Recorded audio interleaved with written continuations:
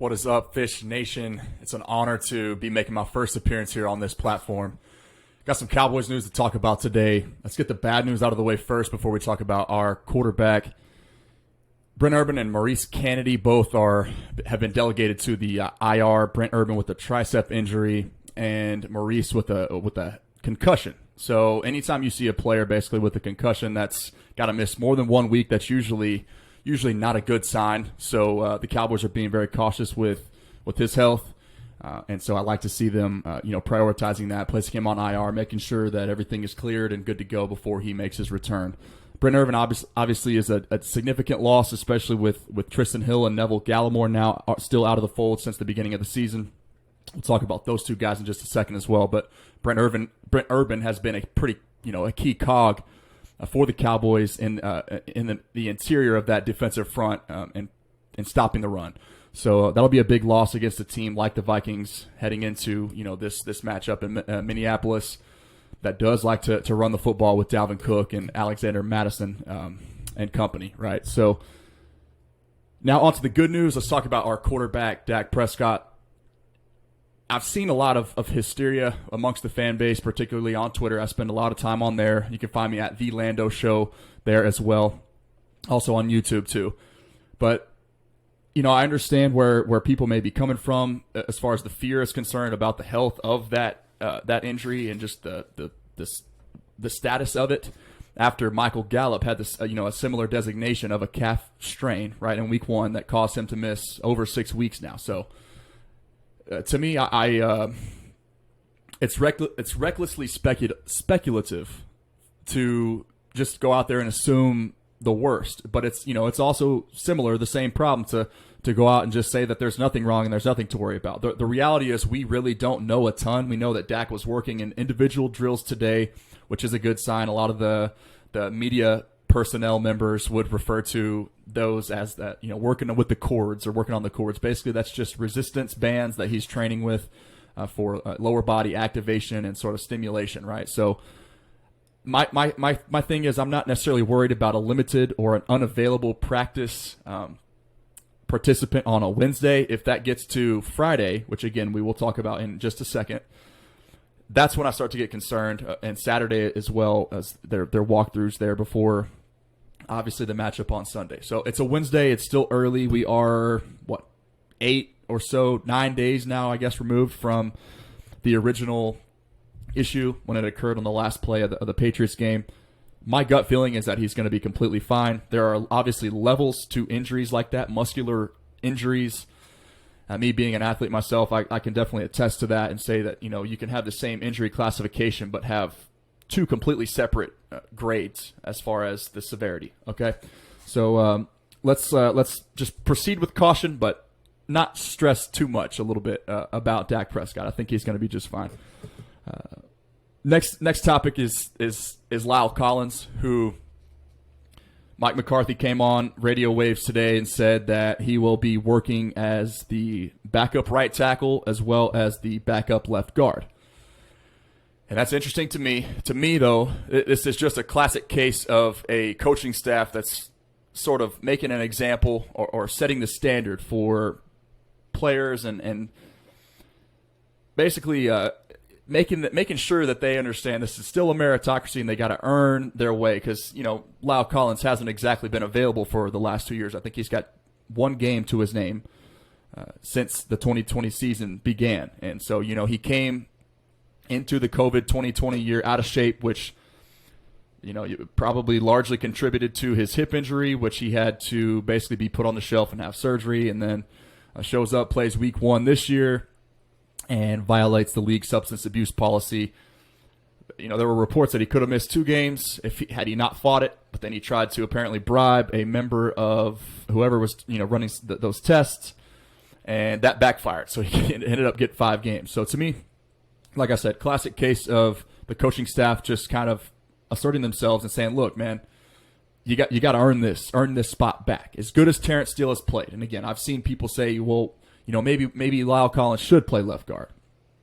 I actually disagree with that. I understand where you might be coming from, keeping the best 5 players on the starting 5 of your offensive line. But to me, Lyle Collins should be the starting right tackle. Regardless of how well Terrence Steele plays and overachieves for he himself, there's no amount of overachieving, I don't believe, that Terrence Steele can do to really be considered or stand on the same ground that La'el Collins does and has over the course of his career. So a team like the Vikings that pressure the quarterback, that concerns me a little. I was excited to have La'el Collins back, but I trust the coaching staff, and that's what we're going to have to continue to monitor moving forward. Now, again, to kind of close out on the La'el Collins deal, I think the Cowboys have a much bigger problem at the center position as opposed to the left guard spot, which they would be looking to replace Connor Williams if they were to make that decision to move him over to left guard. But again, I think this all passes after this week, maybe just sending him a message saying, look, this is how it's going to be.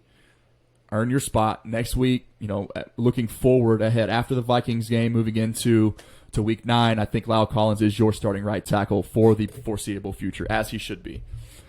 Next thing, though, is Kelvin Joseph practicing again, which is a good sign. I'm excited to see the Cowboys' former second-round pick get into some action. Might be activated before this game. We shall see.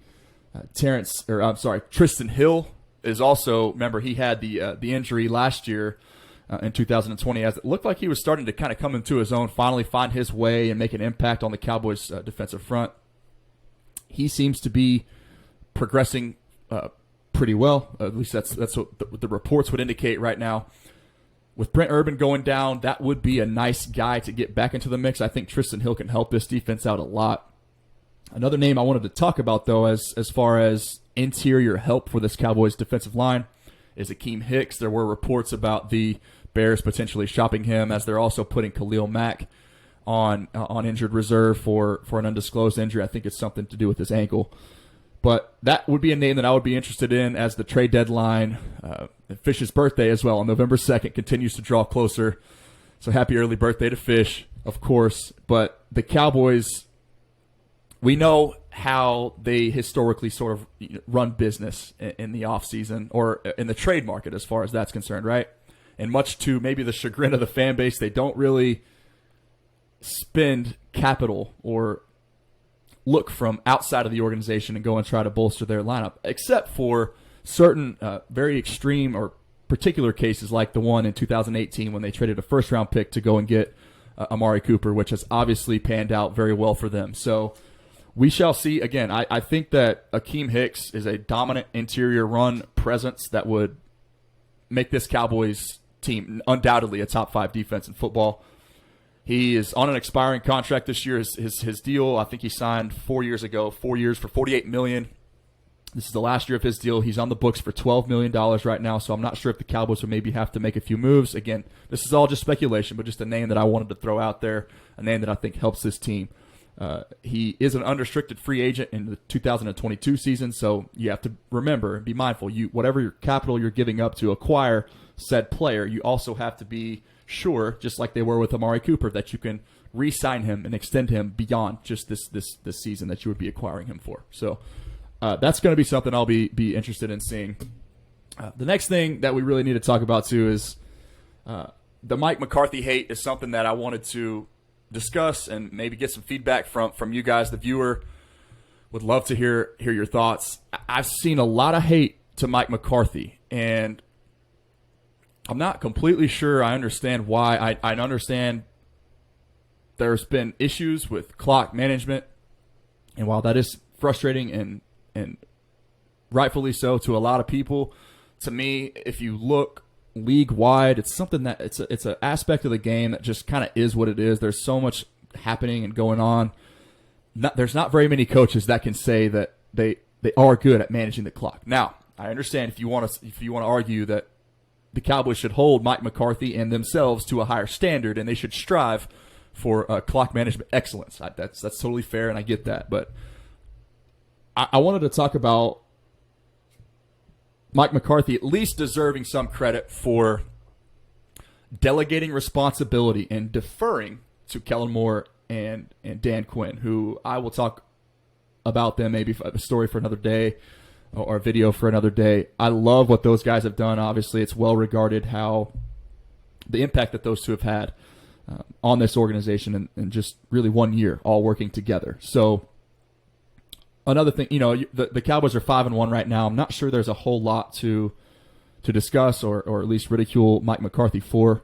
I think it's understated how a coach kind of understanding his place and having the humility to delegate responsibility and allow Kellen Moore to run his offense and call the plays, and allow Dan Quinn to kind of take control of the defense in his first year with the team, dominate the draft in the war room, and go and attack 10 players from that side of the football out of 11 draft picks, and really transform your defense in one season. And so the reason why I'm so excited about all that is that a lot of the key contributors, outside of, maybe you want to say Keanu Neal and Jaron Kearse, everybody else that has flashed and popped for this team are first and second year guys. And so Randy Gregory is kind of in that same category as well. He's obviously been around for 6 years now, but I think that for him, it's important to also remember that this is really his first full year with a full offseason, full OTAs, full mini camp, training camp, and preseason to prepare and get his body right and be in sync and cahoots with everybody else, with the defense and the remaining personnel on that defensive line. We're seeing those dividends are just paying massive reward right now. So Randy Gregory's been arguably one of the better edge players in all of football through 7 weeks so far. So I'm excited to see him continue to improve. But point is, this defense, as good as it has been, right? Understand that the turnovers may not continue to come in the lumps that they're showing to be right now. That can kind of regress to the mean a little bit. But you got to think and just acknowledge that the defense, as far as each player individually, will continue to improve as they just learn and really kind of find themselves and understand the speed of the game in the NFL. So the last thing I wanted to hit on, again, it's all pointing back to Mike McCarthy and where I think he needs to get some credit. I want to acknowledge Michael Gelkin from Dallas Morning News put an article out, I think a week ago or so. I just read it about 2 days ago, talking about a guy named Coach Chad. And I would just highly encourage anybody out there to go and read this. And I just think it's crazy. So Mike McCarthy basically, this Coach Chad is a guy that has been within the Cowboys organization since 2014. Also works with the New York Yankees. So there's decent resume there, right, with two of the most storied franchises and organizations in all of sports.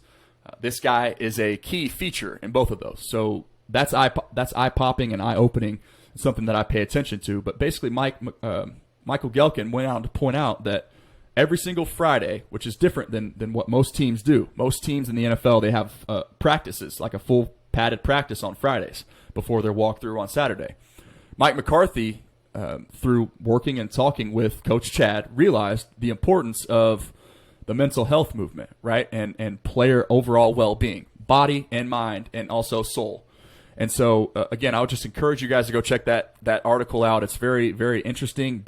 Players like Dak Prescott, Micah Parsons, there was another big name in there, Leighton Vander Esch, Amari Cooper. All these guys are basically giving Coach Chad a ton of the credit for the success that we've seen thus far in the 2021 season. So there's an acronym they use called STAA, and you'll have to excuse me, I forget what that acronym stands for, but basically it's all about meditation, mindfulness, body prep with all kinds of different yoga sessions and sauna sessions. It's all like therapeutic body work and recovery that Mike McCarthy has gone against the traditional way of thinking, including the way that he was brought up, even dating back to his time with the Packers and running things kind of strictly and to schedule with the way that everybody else do it, right? The old way of thinking. I give Mike credit for adapting that, prioritizing player health and well-being, and really just kind of having these guys' backs. And I think that says a lot about him as a person, his willingness to adapt. Before the hire, however many months ago it was now, before they brought Mike McCarthy in, we were told that he had spent his year off working in his room, in his house, in that little separate shed or garage or whatever with his trustees, and they were supposed to be revamping their ideology and mastering statistics and modern ways of thinking. And immediately, and myself included, I'm guilty of this. I just thought about the playbook and what we could potentially see happen with the offense. But I think we're starting to learn now, and again, credit to Michael Gehlken, that some of the analytics and stuff that we were told about was maybe misinterpreted. And Mike McCarthy is using data and analytics and modern stuff, modern medicine and techniques to help these players overcome whatever issues that they may be going through in their own personal lives, and putting that before he puts everything else. And so I just love hearing about the impact that that's had on players' well-being, and we're seeing soft tissue injuries because of this approach being drastically reduced from last year and prior to this season. So that to me is just something that it's very exciting. As an athlete, again, I love learning nuances about how to better recover as more and more data and science comes out about the body and how it works and how it functions. It's very exciting to me. So thank you guys for tuning in. Again, this is my first time here on the Fish Nation Network. I'm looking forward to bringing you guys more and more content. If you want to check me out, I'd really appreciate it. My channel is also at The Lando Show on YouTube. You can find me on Twitter as well. But I think that's all we've got. We just about covered everything that I wanted to hit on today. Let me know your thoughts in the comments. And, yeah, man, as always, go Cowboys. Thanks for watching.